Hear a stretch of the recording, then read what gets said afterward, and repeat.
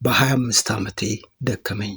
በአንድ የቀን ጎዶሎ በተነሳ ግጭት የአባቴ ሕይወት አለፈብኝ። ከዚህ ሐዘን ሳናገግም ከ2 ወራት በኋላ ውጊያው የብሔር ቅርጽ በመያዝ ቤተሰቤ ከነበረበት አካባቢ ቅያሪ ልብስ እንኳን ሳይዙ ቤታችን በመቃጠሉ ሕይወታቸውን ብቻ በመያዝ ማዘርም ከኔ በታች 5 እህትና ወንድሞቼን ይዛ ለመፈናቀል በቁ።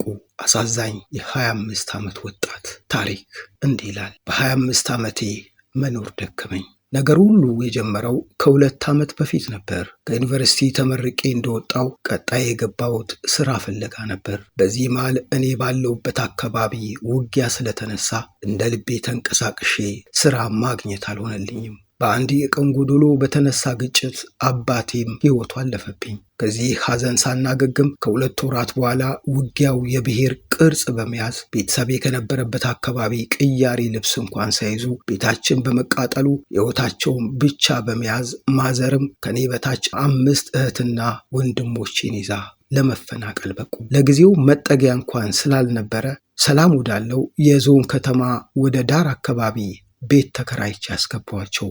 ባዶ እጃቸውን ስለሆኑ የመጡት ለጊዜው የሚሆን እህል፣ ቅያሬ ቦንዳ ልብስና ለማብሰያ የሚሆን አንዳንድ ዕቃ ገዝቼ ኑሮ በአዲስ ጀመሩ።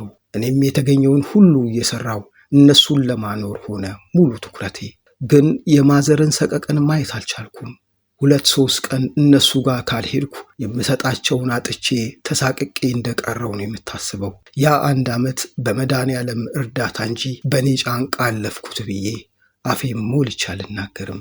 ከ1 ዓመት በኋላ አንጻራዊ ሰላም በመኖሩና እዚህም ትንሽ ስለከበደን ሳንፈልግም ቢሆን ወደ ነበርንበት ቀዬ ትንሽ የገጠር ከተማ ቤታችንን ስለተቃጠለ ሌላ ቤት ተከራይተን መኖር ጀመርን። ግን አሁንም የመጀመሪያ ልጅ እንደመሆኔ በጎደለው ነገር ሁሉ ለመሙላት ባከንኩ። የተሻለ ቀን ይመጣል፣ ይህ ሁሉ አንድ ቀን ማብቂያ ያለው በማለት ይኸው ለ2 ዓመት ታገልኩ።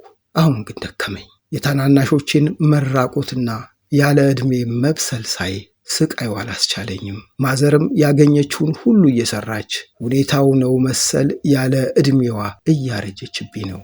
እኔም በፈጣሪ እርዳታ በጣም ከባዱን ጊዜ ባሳልፍም ነገር ግን እንደጠበቅኩት የተሻለ አልሆነልኝም። መኖርም ማኖርም ከበደኝ። 2 ዓመት። ጽሑፉን ስላረዘምኩ ይቅርታ፣ የልቤም ቢገልጽልኝ በማለት ነው።